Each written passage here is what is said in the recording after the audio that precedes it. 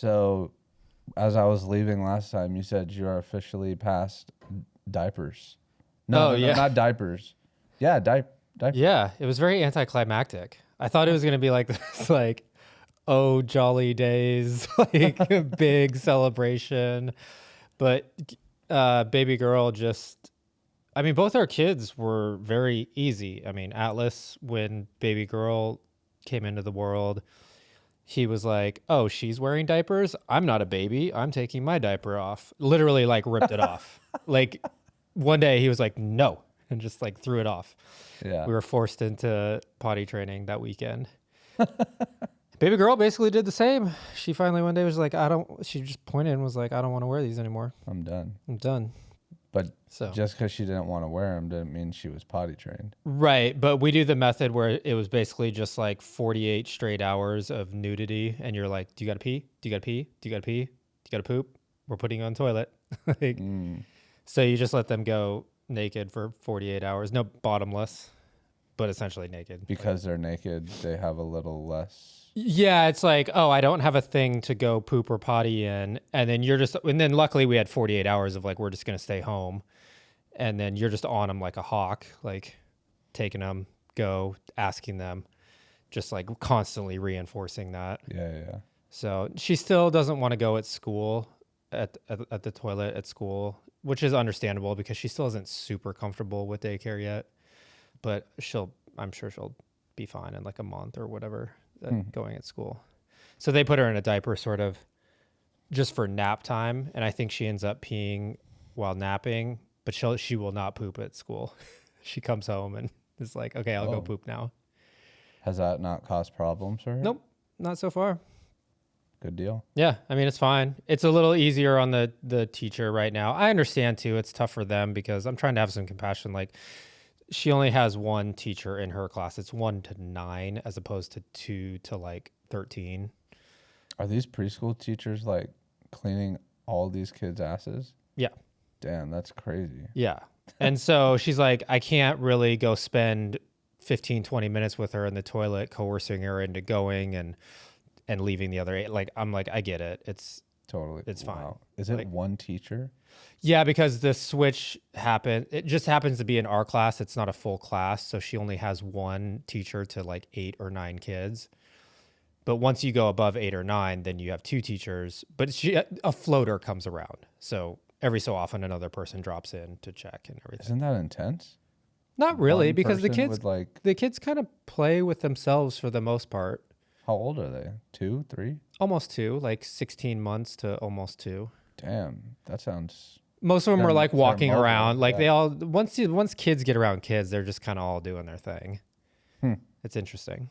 I mean, like I said, the floater comes around and I would imagine a floater pops in like 3 times a day or something for help and relief. And they're all on walkie-talkies. So if she like runs into an issue, she just calls and then she's like, hey, I need somebody in here. I'd like to interview her and ask her about her days. I know. Amazing teacher, like very just like nurturing. You could tell she was a mother. I don't think our current teacher is a mother, which just is a different energy than, you know. Casey was, she's like, I think I want to switch Noble into a different class. And I get it. It's just, we got blessed with like 2 really, really good ones with Atlas's class. And they've like moved up with that class as they've gotten older. So they've had the same group of kids, the same teachers for essentially like 2.5 years. 2.5. That's good. Yeah. So, and you know, now this new one, she's generally in there by herself. I don't think she's a mother. So just a different energy, but not bad. It's just, there's not quite that like nurturing motherly vibe to her. That's what I was wondering. What is this, preschool? I mean, it's daycare, but it's a little more it's more than, they're introduced to a lot of things. There's like yoga and the groovy bus, which is like, I think gymnastics kind of on the groovy bus.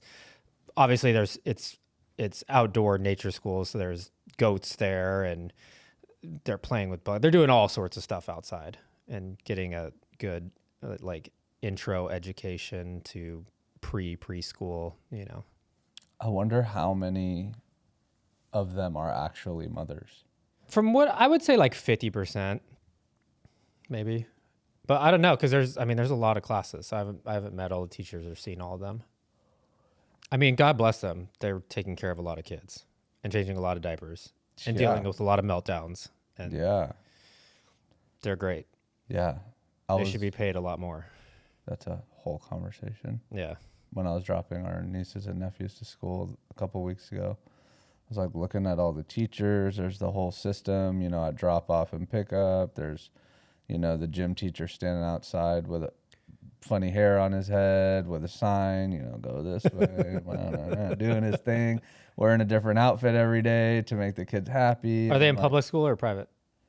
They're in public school, Okay. yeah. And that's a whole interesting thing because, like, it's a really good public school area. You know, I have my opinions on how good a really good public school is. And so they stay there for that reason. But I'm like looking at all these teachers. We put so much trust in these adults to watch our kids. Yeah. It's like a lot of trust. And then I understood, like, there are certain groups of people that we kind of idolize as part of culture. So, and pretty much all countries do it. You put your military on a pedestal. You put your first responders on a pedestal, and you put your teachers on a pedestal, right? Just sort of as a culture, you want to celebrate those people. And then the funny side of that is we don't take great care of our vets. They're not compensated. Teachers aren't, you know, they have to pay for their own school supplies. That blows my mind. The fact that teachers have to pay for their own school supplies for their classroom is fucking crazy to me. Yeah. What? Yeah. That makes no sense whatsoever.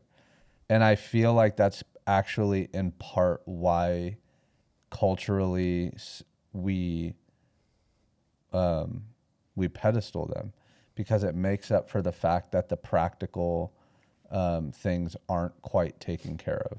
Yeah. But aside from that, I was like, I actually get it. Like, I kind of want to fill these teachers with love, and, you know, whether it's a wave or a smile, because, like, they are going to pass that on to the kids throughout the day. And if they don't, that's fucked. Like, I had a 4th grade teacher who was a maniac. And that's the year that I switched from Montessori to public school. Mm-hmm. He would get so angry, he would flip desks. Oh my God. Yes. At a Montessori school? No, it was my first year in public school. Oh, first year in public. Okay. And he was like this huge, like, Scottish dude. He was like 6'5", 6'6", and he had this accent. And then he would get like super mad, and if your desk was dirty, he'd pick it up. And it was those desks where, you know, it had the little that thing in it. You'd put your folders in there. Yeah. You pick it up and dump it out, like, fix it, you know? And I'm like, what the fuck is going on here? And then on other days, he'd show up in a fucking skirt with bagpipes. Kilt. Yeah. Wow. See, this is what makes me scared for public schools. I'm like, public school can fuck. But he's going private. These kids are going private.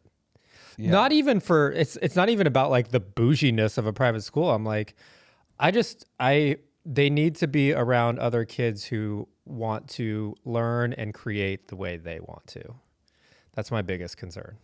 Like, I can't jam them into just a cookie cutter situation. Yeah, you get a little bit more choice because private schools have their different specialties, if you will. Like, they have more expression, I guess. But then also, yeah, that's the biggest thing. I want my kids to be able to express themselves. Yeah. Whatever way that comes up. And then different schools value expression differently, and private schools can, like, lean into that, right? Like, you may have one that's more inclined towards arts, another one that's more inclined towards STEM, right? Like science and engineering.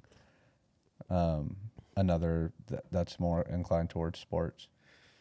Would you split them up into different schools if, like, Noble becomes like a science nerd and Atlas becomes more artistic, and there are different schools that Yeah, if it nurture really that. came down to it and they were more pulled to something that was specialized. But I also know the way Acton works, they create the environment that's needed for any sort of creative endeavor by the children.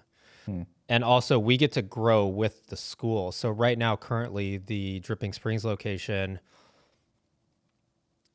I think only has up to like 10-year-olds right now. So it will essentially turn into a high school Mm. later down the road as our kids are starting to go through it. And all these kids will go, they'll just grow together.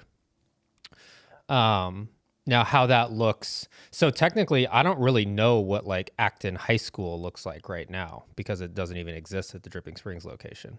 So that in itself is kind of interesting to me to see. The kids will almost create the curriculum in a way. Like, how are they going to all evolve and grow and change together? And then what does the school need to provide for them once they hit those teen years?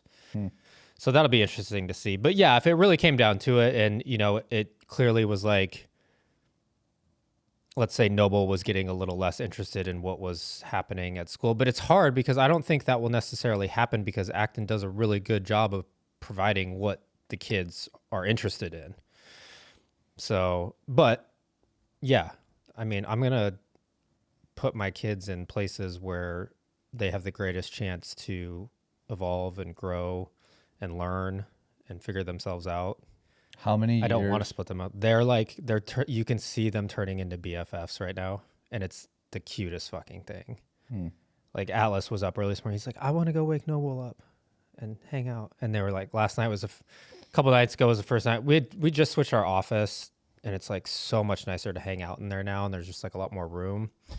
Anyway, it gives the kids room. And they were just like running around the office and the entryway and chasing each other. And Noble's like copying Brother now. So Brother like runs around Mom and like slaps her on the butt. And Noble does the same thing. And then Bunny pulls her hair and then she pulls her hair. And so it's like you're really starting to see their like friendship blossom now, which is really cool to see. What's the age gap? 2 years? 22 months, just under 2 years. It's perfect. It's so perfect. It's really barely anything. It's taken a lot of energy, but now we're like seeing the fruits of it and it's incredible. Yeah. What do you think are the factors that contribute to whether siblings are close or grow apart into older age? The factor that I think determines almost anything, and that's the relationship of the parents. Are we modeling a good relationship?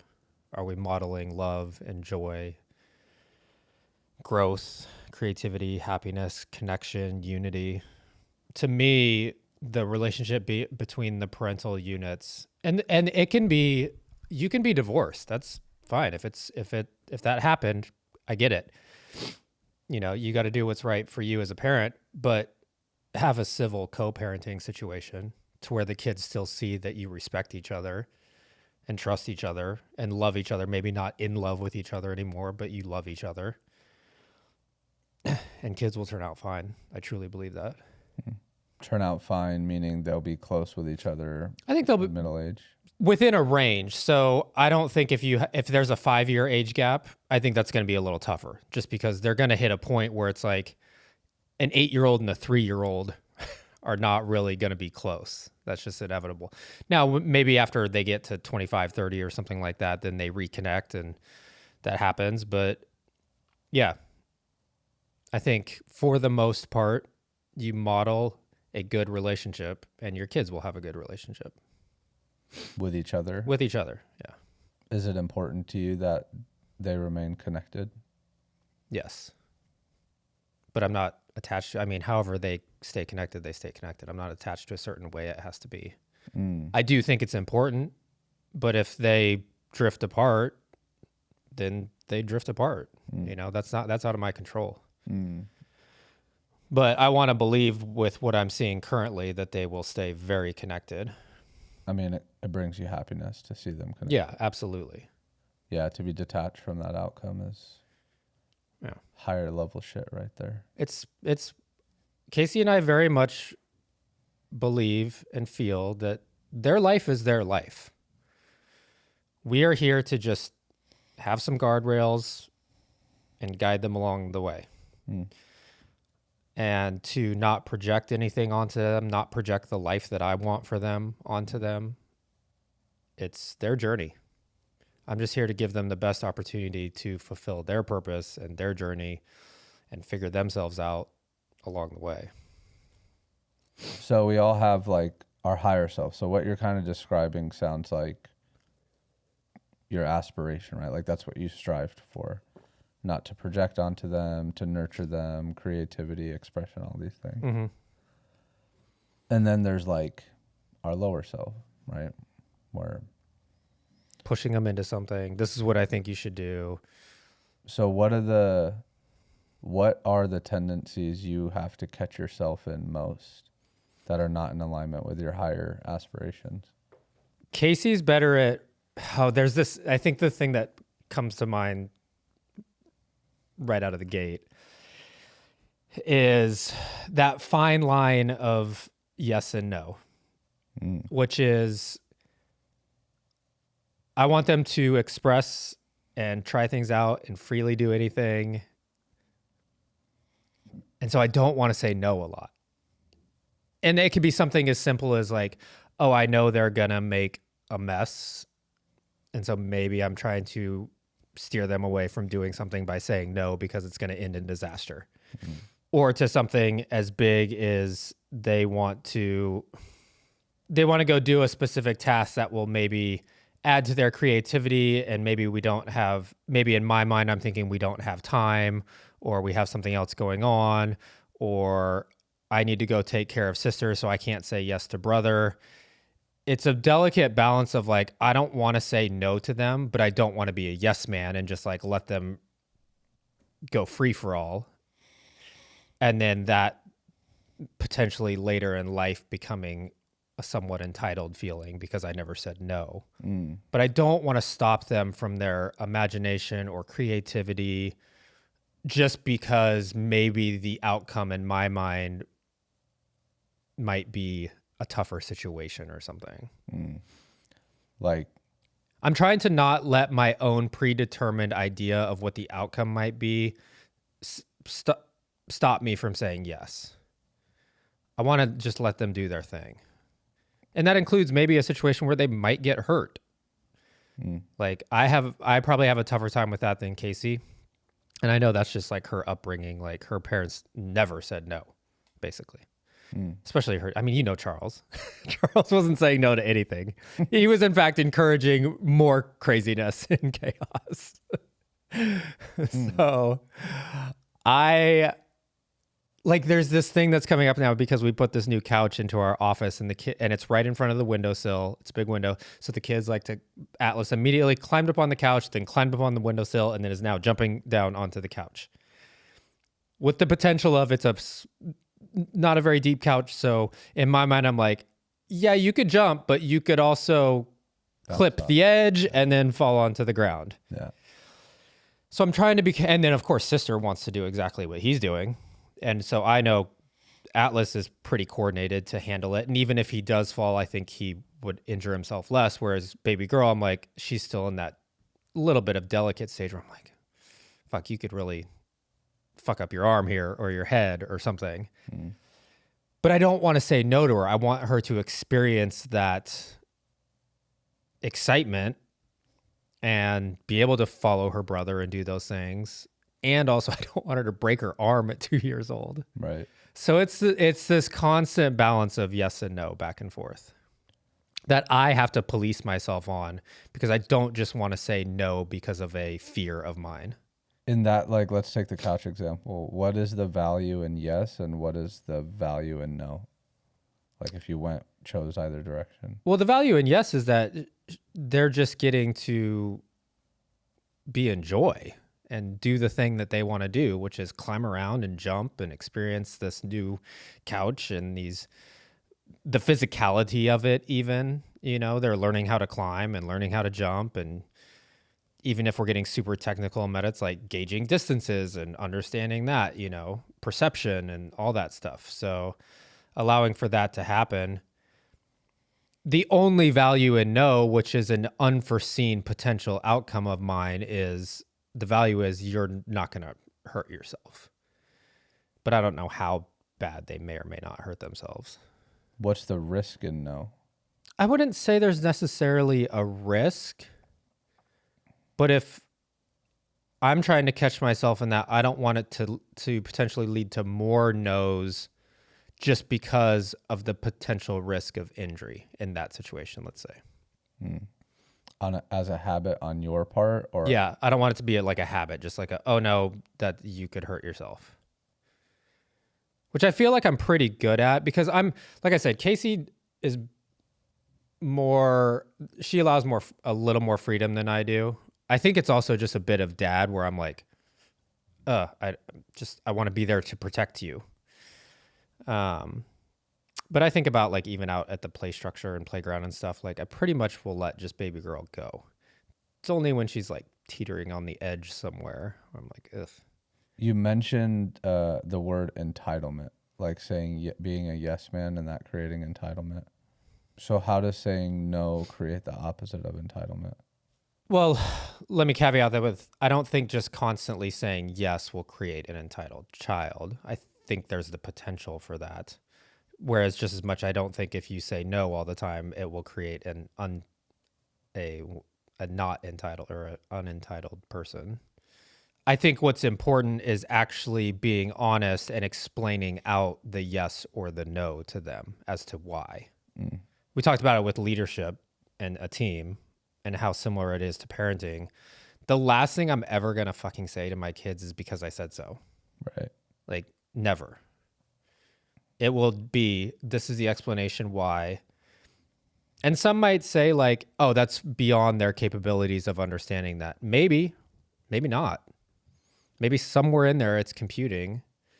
But the important component for me and Casey is that they start to respect and understand that at least my parents are giving me an explanation. And that's the program, for lack of a better word, that's the programming that I want in them, is that my parents are willing to explain to me the yes and the no and tell me the truth about it and be honest as to why they're saying yes or no. And then how they decide to take that information and respond to it is up to them, which then that might take further explanation.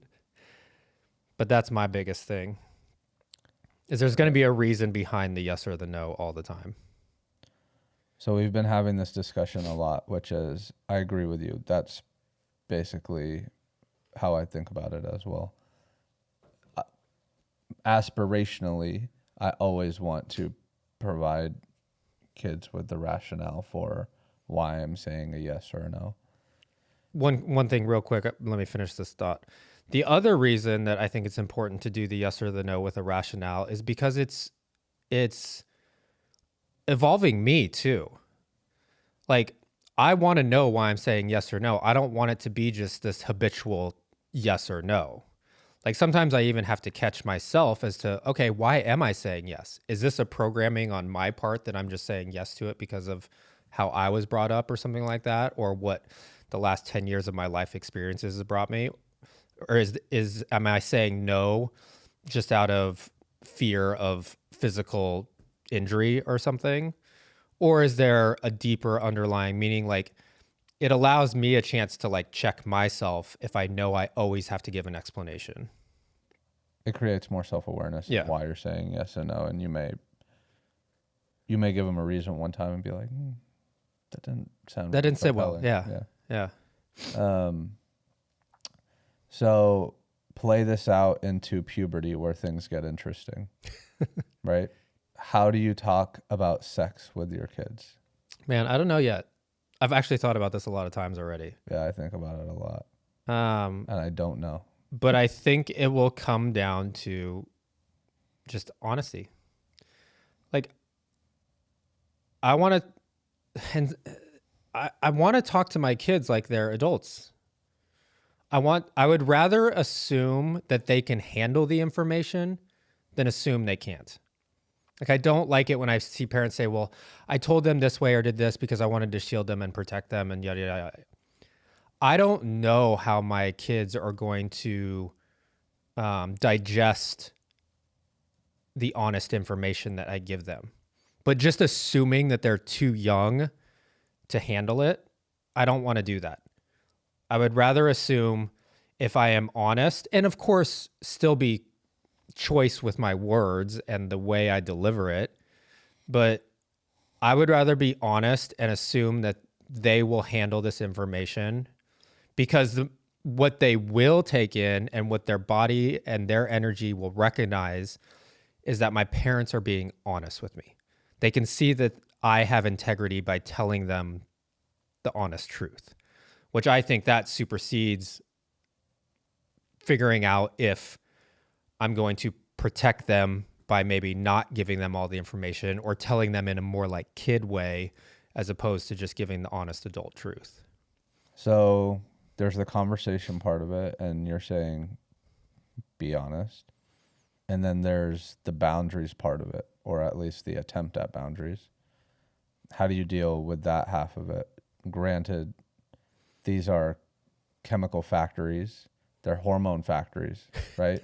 They're like, you have like these wonderful little children, and all of a sudden they get boom hit with all these hormones, and they don't even know how to deal with it, right? We take years to figure out how to deal with those hormones.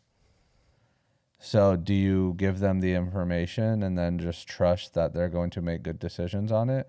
Or do you give them the honest information and put guardrails and say, this is why I put these guardrails in place? Again, I think it's going to be situational to what the information is. If we're talking about sex, of course, give them the information and put guardrails up. And I also want to assume that they're going to make good decisions. I would rather make my decisions based on the assumption that my kids will make proper decisions, as opposed to constantly be worrying that they're going to make the wrong decision. Because if that's what's constantly going on in my computer brain up here, then I'm going to be projecting that in the way that I parent them, whether it's subconsciously or consciously. That's going to come out and manifest itself in one way or another in parenting. Yeah. So I would rather have the starting point be, my kids are going to make the proper decisions if I give them the honest information. Yeah. There's trust. And then model that always. What does that look like? It's like what we've always talked about. Just be in integrity. Don't be a hypocrite. If you're the thing that bothered me about my father at times was it was more like, do as I say, not as I do. Mm-hmm. And so he's telling me all these words about how I should be a man or be in integrity, but then I see him act in a way that's not. And so what's that teaching me? Well, those words and shit that you're telling me don't mean shit because you're not doing it. Maybe you're telling yourself all the time that you are, but I'm seeing what's going on when you're not around people and the things that you're saying about them that aren't very kind. So how is that integrous? The most important word you tried to tell me to be, you're not being. So that's my model. And for me, it's like, you have to be that model 100% of the time.